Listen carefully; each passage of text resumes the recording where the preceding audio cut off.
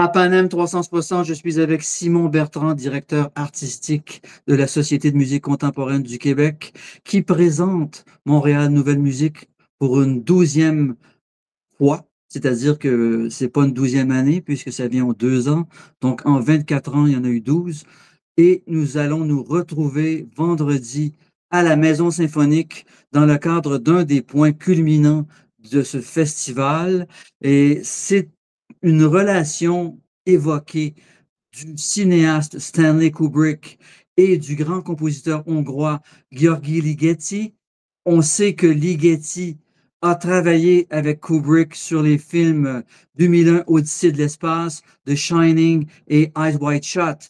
Et donc, ces musiques de films ont marqué l'imaginaire, même si bien des gens ne savent pas que c'était Ligeti qui composait. On se souvient beaucoup plus du film, des acteurs, du cinéaste, mais peu du compositeur. Et même dans le cadre de 2001 au-dessus de l'espace, on ne retient que le thème qui n'est pas de Ligeti, mais bien de Richard Strauss, le thème de Also sprach Zarathustra. Alors donc, il y a beaucoup à faire pour faire découvrir la musique de Ligeti à travers le cinéma de Stanley Kubrick. Absolument. Souvent, effectivement, les gens ne sont pas capables de nommer, dire, ah oui, qui a fait la musique de 2001, Odyssée de l'espace? Qui a fait la musique de The Shining ou la musique de Eyes Wide Shut ou de tous ces films-là? Mais effectivement, c'est quelque chose qui a vraiment marqué l'imaginaire collectif. Et ce qui est intéressant là-dedans, c'est que c'est des musiques. Quand on parle de relation entre le grand compositeur hongrois Ligeti et Stanley Kubrick, c'est pas une relation, je sais même pas s'ils se sont déjà rencontrés, probablement pas. Tout simplement, Stanley Kubrick avait des goûts musicaux très avant-gardistes et était fasciné par l'univers sonore de Ligeti. Si on prend par exemple l'exemple de 2001, Odyssée de l'espace que tout le monde connaît. Bon, à part la pièce de Richard Strauss, évidemment, que tout le monde a entendu. Le thème, en fait, c'est même le thème, c'est même pas la pièce, c'est Non, le refrain Also sprach Zarathustra, oui. qui est Ainsi parlait Zarathustra, que Qu'on va tout le jouer. monde connaît. On ne sait pas que tout le reste est composé par Ligeti. Non, absolument. On va faire d'ailleurs cette pièce au concert aussi. Donc, l'idée, c'est d'aller en terrain connu pour aller en terrain connu aussi. Donc, le terrain connu, c'est effectivement ce thème que tout le monde connaît. Et en même temps, d'aller chercher des extraits d'œuvres de Ligeti ou des œuvres de Ligeti qui étaient présentes dans les films de Kubrick. Mais en fait, ils ne se sont probablement jamais rencontrés. C'est vraiment que Kubrick avait, pour son imaginaire un peu parfois qui frôle avec l'horreur, comme dans The Shining, ou un peu de la science-fiction, comme dans 2001 de l'espace, aimait les sonorités un peu vaporeuses, cosmiques, très opaques aussi, de Ligeti. Donc, plusieurs des œuvres de Ligeti, qui existaient bien avant que Kubrick fasse ses films, ont été utilisées. C'est comme dans les années 60 et 70, non seulement Stanley Kubrick employait des compositeurs contemporains, des gens de son époque, mais on pouvait le trouver par exemple chez Bernard Herrmann, qui travaillait beaucoup avec Hitchcock, dont Absolument. la musique de Bernard Herrmann est une espèce de pont entre la musique moderne et la musique contemporaine. Et donc il y avait beaucoup de compositeurs finalement qui étaient employés. Et le public audio de la télé ou du cinéma n'était pas au courant, mais il écoutait beaucoup de musique contemporaine à travers le cinéma et c'est tout. Oui, et alors ce qui est vraiment intéressant, c'est que autant, par exemple, si on parle de la musique des films de Hitchcock, de Herrmann, ou si on parle de la musique de Ligeti qui est dans les films de Stanley Kubrick, c'est une musique qui est très dissonante, très opaque, très moderne, des textures très étranges, Et curieusement, avec le pouvoir du 7e art, le pouvoir du cinéma, c'est des musiques qui sont acceptées beaucoup plus facilement. Après ça, on les entend en concert à côté d'une symphonie de Beethoven. Et là, on vient d'entendre une symphonie de Beethoven, et là, on entend ça, et on dit, mais c'est quoi ça? Alors que c'est très drôle, parce que finalement, on a la capacité, avec le 7e art, d'entendre de la musique, des fois de science-fiction, films fantastiques, films d'horreur, d'entendre des choses qui sont assez quand même, qui sont très modernes et très dissonantes, comme la musique des films d'Hitchcock, effectivement, ou dans la musique de Ligeti dans les films de Kubrick. Donc, nous, on est parti sur cette idée-là. Maintenant, ce n'est pas un ciné-concert.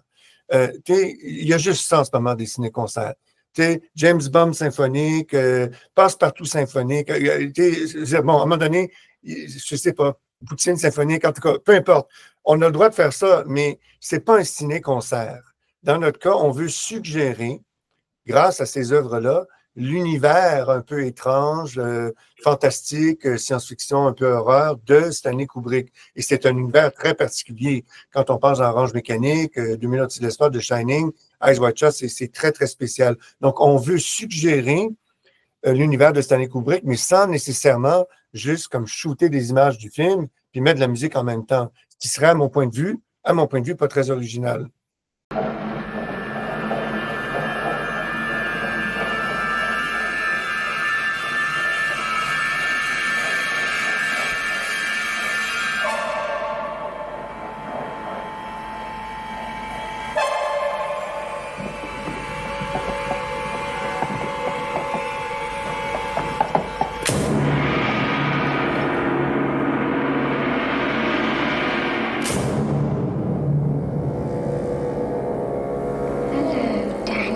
Comment vous y êtes pris? Je sais que vous travaillez avec l'artiste visuel et artiste audiovisuel Sylvain Marotte.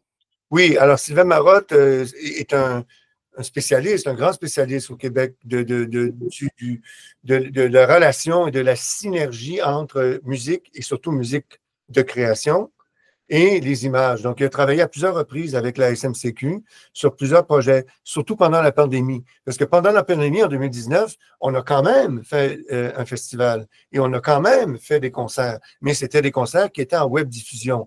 Donc, qu'est-ce qu'on allait faire? Est-ce qu'on allait juste mettre une caméra, filmer les musiciens qui jouent, merci, au revoir? Non. Donc, c'est pour ça qu'on avait engagé, la SMCQ, je n'étais pas là à l'époque, avait engagé Sylvain Marotte pour faire une espèce de mise en scène visuelle d'une web diffusion. Et on vit dans un monde qui est de plus en plus visuel, ça, il n'y a absolument aucun doute là-dessus.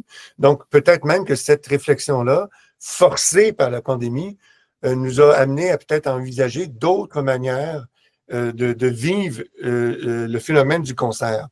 Autre chose que le chef qui vient, il salue, le public salue, bravo, on joue une tourne, on joue une autre tourne. Tout le monde se lève debout à la fin, même s'il n'y a pas de raison de se lever debout, et puis on rentre à la maison. Donc là, nous, on essaie de créer une espèce de rituel différent avec ce programme-là, dans lequel il n'y a pas que des œuvres de Ligeti.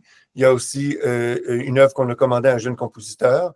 On commande pour ce festival cette année, il va y avoir eu 19 pièces de musique qui vont avoir été commandées à des compositeurs, essentiellement des jeunes compositeurs. Et on fait aussi une pièce de Richard Strauss, évidemment.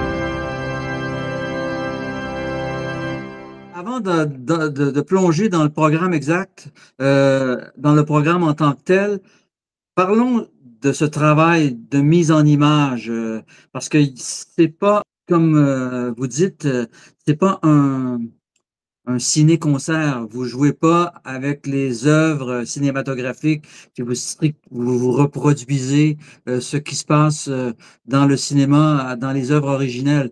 Vous faites autre chose. Donc, de quelle manière vous vous y prenez pour évoquer visuellement l'œuvre de Stanley Kubrick à travers la musique de Ligeti et autres? Je pourrais pas dire beaucoup là-dessus. Parce que justement, si je le disais, ça gâcherait un petit peu l'effet de surprise. Tout ce que je Ah, peux, oui, mais ce que je peux dire, c'est qu'effectivement, on ne fait pas recours qu'à des projections. On a eu recours à autre chose. C'est une mise en scène musicale qui travaille autant sur les éclairages que sur. Ben, c'est une mise en scène, une dramaturgie de la musique qu'on retrouve dans les films de Kubrick. Donc, je ne peux pas trop en dire pour ne pas gâcher l'effet de surprise. Mais c'est certain que, comme je vous dis, la solution la plus facile, ça aurait été de dire, bon, ben, on joue la pièce de Ligeti et on joue la scène du film de Kubrick dans laquelle on retrouve cette musique-là. Mais ça aurait été, dans le fond, une expérience cinématographique, tout simplement avec musique en direct. Je veux dire, on a mhm. vu le film et la trame sonore du film jouée live. OK, pourquoi pas? Mais donc là, on a opté pour des stratégies assez différentes. Et Sylvain Marotte, qui est en charge du visuel de ce concert, m'en voudrait beaucoup de dévoiler d'avance certains de ce qu'on prépare pour le public. Mais ça ne sera pas. Il y a, et puis, il y a un concerto de Prokofiev. Bon, Prokofiev, il y a un concerto pour piano de Prokofiev. Prokofiev a fait de la musique de film aussi, mais Ouais, c'est c'est quoi pas. le rapport avec Prokofiev? On peut comprendre que Richard Strauss et la pièce thème, le thème de Also sprach Zarathustra soit repris, mais pourquoi Prokofiev dans un programme comme celui-là? Alors, ben, c'est l'Orchestre symphonique de McGill avec Alex Hazard qui fait ce concert. Et donc, l'Orchestre symphonique de McGill, de très, très haut niveau, sonne vraiment bien. C'est également quand même un orchestre pédagogique avec des étudiants dedans. Et donc, ils ont un concours de concerto. Et le gagnant du concours de concerto, c'était un pianiste cette année. On l'a inclus dans le concert. En même temps, Prokofiev, on était bon. Il ne faut pas oublier que Prokofiev a fait de la musique de film. Oui, Prokofiev. et on peut dire que ses dernières œuvres, à la fin des années 30, un peu avant sa mort, étaient très modernes. Oui, et puis en plus, il a fait de la musique de grands films muets classiques, là. Alexandre Nevsky, c'est Prokofiev qui a fait la musique de ça.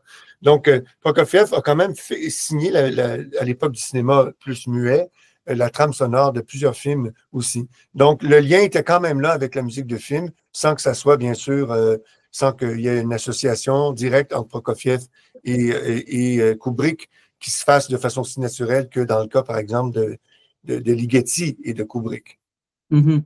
Maintenant, vous allez jouer plusieurs œuvres de Ligeti. Parlons-en. Parlons des œuvres au programme. Ben, alors, le concert s'ouvre avec Musica Ricercata. Ça, c'est associé à l'univers de Eyes Wide Shut. Alors, Eyes Wide Shut, c'est le dernier film qu'a fait Kubrick. Il ne l'a même pas terminé, d'ailleurs. C'est un autre réalisateur qui a terminé le montage. Mais Eyes Wide Shut, ben, ceux qui l'ont vu se souviennent que c'est un univers très inquiétant, un peu étrange, avec des personnages masqués, des cérémonies, un peu des rituels un peu inquiétants, à la limite du BSDM ou des choses comme ça. Donc, c'est très, très particulier, Eyes Wide Shut. Ensuite, on a Lontano. Alors, Lontano, c'était dans The Shining qu'on retrouvait ça. Lontano, c'est une Mhm. pièce pour cordes extrêmement opaque, très étrange, et tout ça, et qu'on retrouve effectivement dans The Shining, film où on retrouve les fameuses et terrifiantes jumelles, les deux jumelles du film The Shining. Et puis évidemment, la référence à 2001 Odyssée de l'espace, elle est présente avec la pièce de Richard Strauss. Donc en fait, c'est les trois références qu'on fait à l'univers de Kubrick, c'est ça, The Shining, Eyes Wide Shut et 2001 Odyssée de l'espace. On n'aurait pas en faire d'autres, mais on a choisi ces trois-là. Le Musica Ricercata va être joué à l'orgue. Ça, c'est intéressant. Parce qu'à l'origine, c'est une pièce pour piano avec deux notes. Et puis, beaucoup de gens me parlent de ça. Ah oui, je me souviens, là, juste deux notes comme ça pendant 3-4 minutes, très inquiétant avec la scène, avec les masques dans Eyes Wide Shut. Là, ça va être joué à l'orgue. Alors, c'est intéressant avec l'organiste de la Maison symphonique, Jean-Willy Kunz. Après ça, Lontano, c'est joué par l'Orchestre symphonique de McGill. Tout le reste du programme est avec l'Orchestre de McGill. Même l'œuvre de la création du jeune compositeur Liam Ross Gibson, qui est un étudiant de McGill, l'œuvre qu'on lui a commandée, elle est en lien indirect avec aussi l'univers de Stanley Kubrick. Ça s'appelle Continental Divide. Et donc, ça, c'est en lien avec aussi le film The Shining. Mhm. Lui aussi, on lui a demandé d'essayer de faire un lien subtil avec aussi l'univers de Stanley Kubrick. Il y a un titre qui rappelle bien ce qui se passe sur notre continent. Continental Divide. Oui, Merci. absolument. Ça prend une force assez puissante. Ouais. Donc, c'est un concert qui s'annonce quand même assez spectaculaire. C'est effectivement, je dirais pas le climax, parce qu'il ne faut pas oublier que le lendemain, on a quand même Tim Brady avec 100 guitares, 2 orchestres symphoniques, 6 percussions à l'Oratoire Saint-Joseph. Donc, il y a comme 2 climax, mais assez monumentaux. Celui-là, donc vendredi à la Maison symphonique. Et le lendemain, à 15 heures, donc le grand projet, la grande accélération, symphonie numéro 12 de Tim Brady, où là, on va avoir, sans faire de jeu de mots, il va y avoir du monde à la messe. Je ne dis pas ça parce que c'est à l'oratoire, mais il va y avoir quand même, comme je vous dis, 100 guitares électriques, 2 orchestres symphoniques et 6 percussions. Donc, c'est les 2 grands vendredi soir et samedi. À l'oratoire, c'est gratuit. Il reste encore des billets à la Maison symphonique. C'est les 2 climax du festival. On est parti de quelque chose de très simple, un pianiste, parfois tout seul dans un espace immersif, et on a fait un crescendo, et là, on se dirige vers 2 grands climax, effectivement. Super. Et il y aura aussi la Nuit Blanche. Bien sûr, alors, tel que c'est la tradition, il y a effectivement un concert, il y a la Nuit Blanche, et on a aussi un concert au Centre des musiciens du monde, qui va être très intéressant, qui est une rencontre entre le peuple basque et le peuple autochtone Mi'kmaq. Donc, ça, c'est au Centre des musiciens du monde et c'est suivi la Nuit Blanche. En fait, on a 3 concerts d'affilée qui vont vraiment clore, mais on profite de l'effervescence de la Nuit Blanche, effectivement, qui est quand même une belle tradition, pas seulement montréalaise, hein, ça existe dans d'autres villes, la Nuit Blanche. Oui, Donc, absolument. ça approche à toute vitesse et puis on est déjà rendu au 11e concert du festival. Merci beaucoup de vos lumières, Simon Bertrand, et on aura l'occasion d'assister au reste d'un programme très chargé, celui de Montréal Nouvelle Musique, 12e édition 2025. Merci. Merci infiniment. Merci, à bientôt.